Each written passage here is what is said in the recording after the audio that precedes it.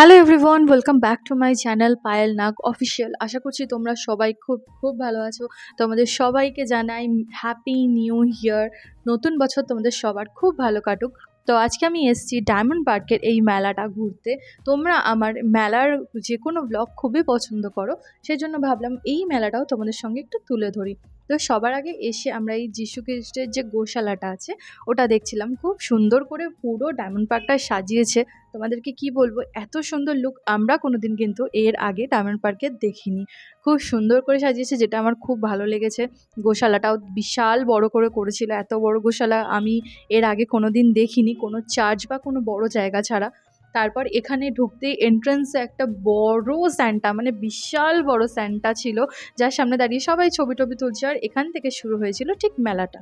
তাই তো প্রচুর দোকান বসেছিল, ব্যাগ থেকে শুরু করে খাবারের দোকান, কানের দুল, তারপর সফট টয়েস, কি না ছিল। আর তার মধ্যে এখানে একটা বিশাল বড় স্টেজ করে ফাংশন হচ্ছিল, যেখানে অনেক ফেমাস ফেমাস ব্যান্ডরা এসে কিন্তু গান বাজিয়ে গেছে, গান শুনিয়ে গেছে।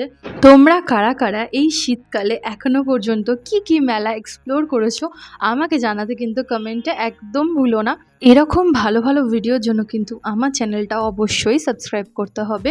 আমি কিন্তু আপকামিং আমার অনেকগুলো নতুন নতুন ভিডিও আসছে, তার জন্য কিন্তু চ্যানেলটার সাবস্ক্রাইব বাটনের পাশে একটা বেল আইকন আছে, ওটা কিন্তু ক্লিক করতে একদম ভুলো না, যাতে আমি ভিডিও দিলে সবার আগে তোমাদের কাছে ভিডিও যায়। তো মেলায় এসে আমি খালি দুটো জিনিসই কিনেছি, তার মধ্যে এই একটা হচ্ছে ক্লিপটা। আমি ডিসাইড করতে পারছিলাম না কোন কালারটা নেবো, তাই প্রীতমকে জিজ্ঞেস করছিলাম। আর অনেক কিছু আমার কিনতে ইচ্ছা করছিল, কিন্তু বিশ্বাস করো আমি কিচ্ছু কিনিনি। আর এইটা হচ্ছে সেই স্টেজটা যেখানে আর কি ফাংশনটা হচ্ছিল, বিশাল বড় করে ফাংশন হচ্ছিল। এখানে কিন্তু চন্দ্রবিন্দু, অনুপম রয়, অনেক লোকজন এসেছিল, বাট আমরা সেই সময় আসিনি কারণ খুব ভিড় হয়। তাই মেলায় এসে এরকম হরেক রকমের জিনিস দেখে কার না কিনতে ইচ্ছা করে বলো তো? আমার তো খালি মনে হয় এটা কিনি আর সেটা কিনি, কিন্তু আমি এবারে কিচ্ছু কিনিনি বলতে গেলে। খালি আমি একটা ক্লিপ আর চিংড়ির পাঁপড় যেটা পাওয়া যায় ওইটা। তো এখান থেকে হচ্ছে যে পার্কটা, ডায়মন্ডের যে পার্কটা, ডায়মন্ড পার্কটা স্টার্ট হয়। পার্কের ভেতরটা ঢুকেই ফার্স্টে বাঁ দিকে করেছিল বিশাল বড় করে স্টেজ, তার সঙ্গে লোকজনের দাঁড়িয়ে যাতে ফাংশন দেখতে পারে। তার সাথে ডায়মন্ড পার্কে যে পুকুরটা আছে, পুকুরটার মধ্যে দেখলাম দুটো ফোয়ারাও লাগিয়েছে, আর তার সাথে পুরো জায়গাটা লাইট দিয়ে খুব সুন্দর করে সাজিয়েছে, যেটা আমার খুব ভালো লেগেছে। এর আগেও কিন্তু ডায়মন্ড পার্কে ফাংশন হয়েছে, কিন্তু এত বড় করে কোনো দিন হয়নি। এইবারে কিন্তু একটু বেশি ভালো করে হয়েছে।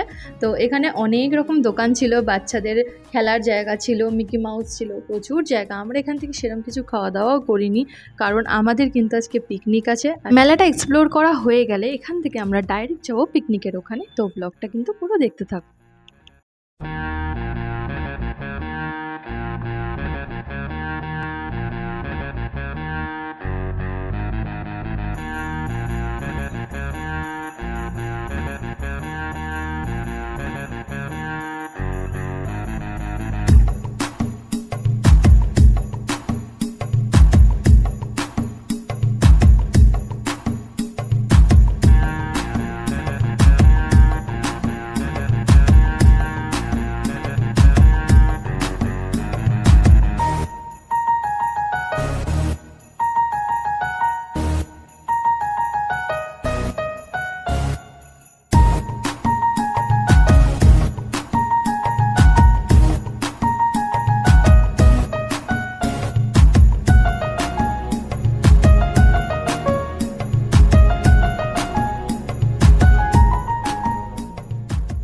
তো চলো, একটা নতুন জিনিস আজকে আমি তোমাদের সঙ্গে ট্রাই করে দেখাবো। তোমরা কারা কারা এর আগে ট্রাই করেছো আমায় জানিও।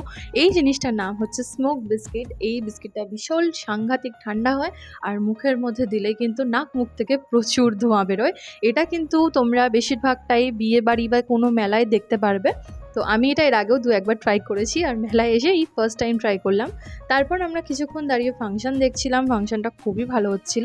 ফাংশনটা দেখার পর আমরা ডাইরেক্ট যেখানে পিকনিক হচ্ছে পিকনিকের স্পটে গেলাম।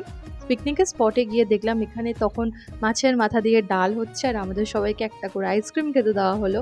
আর বাচ্চারা তো সাংঘাতিক নাচছিল এখানে। আমি এখান থেকে একটা নাচের ভিডিও ইউটিউবে দিয়েছিলাম, যেটা অনেক ভালো ভিউজ এসেছিলো। তোমরা অনেকেই আশা করছি দেখেছো ওই ভিডিওটা। সেটা কিন্তু এই পিকনিকেরই ভিডিও। আগের বছরও কিন্তু ঠিক এই সময় আমাদের পাশের বাড়ি, অ্যাকচুয়ালি আমাদের আত্মীয়দের বাড়ি হয়, এখানে পিকনিক হয়েছিল। আগের বছর হয়েছিল বিরিয়ানি, কিন্তু এই বছর হচ্ছে ভাত, মাছের মাথা দিয়ে ডাল, আলু ভাজা, তার সঙ্গে চিকেন কষা, তার সাথে চাটনি, পাঁপড়, মিষ্টি, আইসক্রিম, অনেক কিছু। এইবারে আমরা সত্যি কথা বলতে কোনো রান্নাবান্না করিনি। বাকি সবাই যারা ছিল তারাই সব রান্না করেছে। আর এখানে আমাদের চিকেনটা কিন্তু কমপ্লিট, আর স্যালাডটাও আমাদের রেডি। আর সেই সময় কিন্তু আমাদেরকে কোল্ড ড্রিঙ্কস খেতে দিয়েছিল, আর সেটাই আমি আর প্রীতম খাচ্ছিলাম। খেয়ে আমরা কিছুক্ষণ বসে বসে সবাই মিলে গল্প করছিলাম। গল্প করতে করতে কিন্তু এখানে আমাদের ভাতও রেডি হয়ে গেল। যেহেতু অনেকটা ভাত, তাই ঠিক এইরকম প্রসেসে আর কি ভাতটা, যে মাড়টা ওটা গালা হচ্ছে, যেহেতু অনেকটা, কারণ সবার গায়ে পড়ে পুড়েও যেতে পারে। আর এখানে আমরা খেতে বসে গেছি, কারণ অনেক দেরি হয়ে যাচ্ছিল, আর পরের দিন আমার অফিস, খাওয়া দাওয়া করে তাড়াতাড়ি বাড়ি যেতে হবে। আর খাবার দাবার ভীষণ ভালো ছিল। যেই দাদাটা আমাকে সার্ভ করছে, এরাই কিন্তু বেশিরভাগটা রান্নাবান্নাটা করেছিল। খাবার দাবার খুবই ভালো হয়েছিল। পিকনিকে যে এত ভালো খাবার দাবার হবে আমি এক্সপেক্ট করিনি। এই বছর একটু বেশি ভালো হয়েছিল কিন্তু সব কিছু। এটা হয়েছিল পুরো বিয়েবাড়ির মতো, হেভি টেস্টি হয়েছিল। কারণ শরীর খারাপ হওয়ার কারণে আমি বেশি খেতে পারিনি, কিন্তু খুব ভালো লেগেছিল রান্নাটা আমার। তো এইটুকুই ছিল আজকের ব্লগ। আজকের ব্লগটা আমি আর বাড়াচ্ছি না। খুব তাড়াতাড়ি দেখা হচ্ছে একটা নতুন ভিডিওর সাথে। ততক্ষণের জন্য বাই বাই, টেক কেয়ার।